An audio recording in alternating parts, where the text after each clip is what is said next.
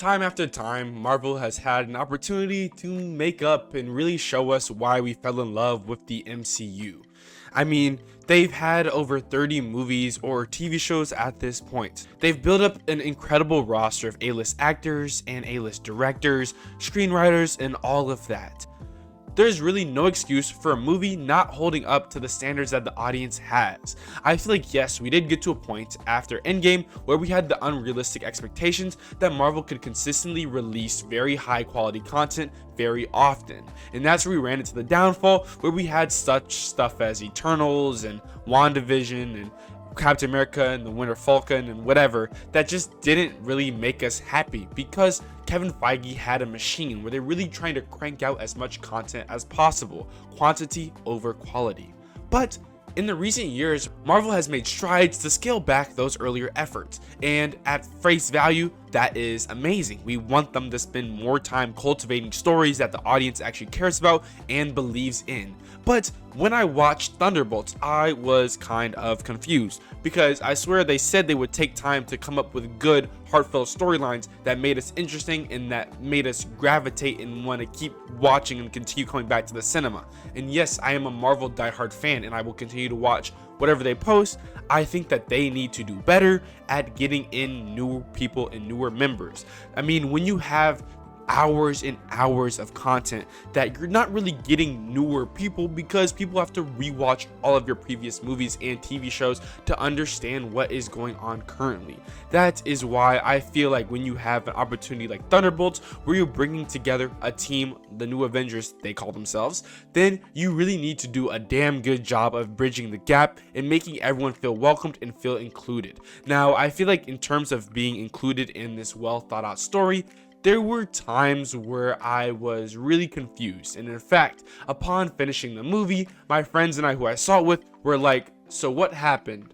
Why were we here for 2 hours and a half and we ended up right where we started?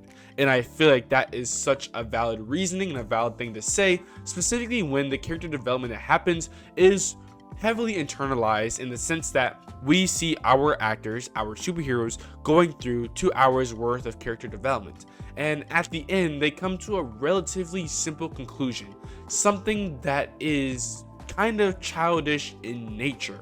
It's not like it's world shaking. They're not gonna change the world by having this mind shift.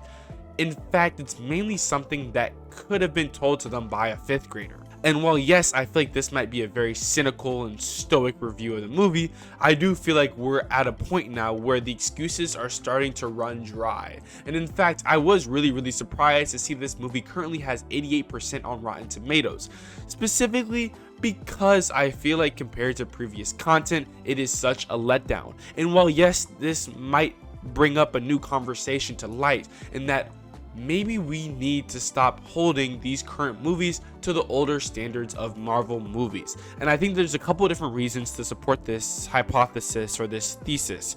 I believe that one, we're in a completely new age. Marvel's peak, yes, was definitely before COVID, in a day where there was a lot less restrictions in terms of filming, crews, and how you go about the entire process. Now there is a whole new status quo in place that has a bunch of different restrictions and requirements, and I feel like we are in 2 different eras now in the movie industry, and I think that we have to come to terms with that.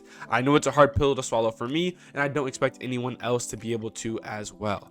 And I also feel like we have now gotten to a point where Marvel has created a super universe. Never before has there been as widespread, interconnected set of movies and TV shows than now. As I mentioned previously, Marvel has over 30 different projects that they've done.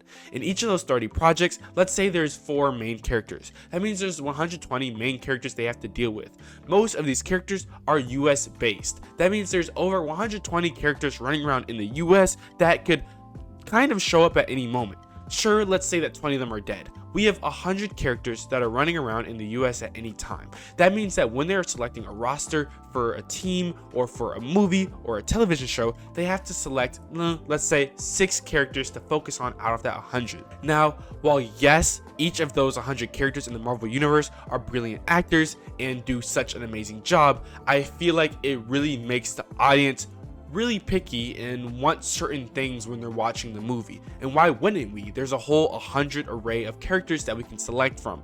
And yes, I know in the comics that they're trying to follow or adapt in a certain sense, it does make sense that you want to follow certain guidelines that have been put in place by Stan Lee, may he rest in peace. But I feel like we have come to a new age where it is needed to evolve and adapt and take stock of what's going on in our current lifestyle and somehow change what has been happening. Marvel found the perfect superhero formula that they've been abusing for the past couple decades at this point.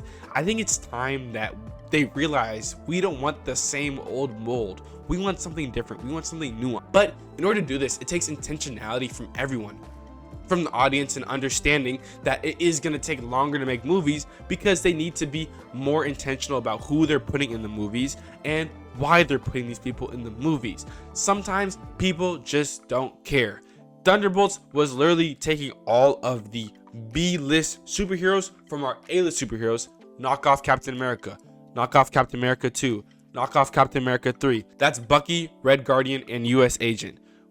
Knock off Black Widow. I'm sorry, it's just how it is, and that is facts. That is how the average Marvel fan is going to look at it.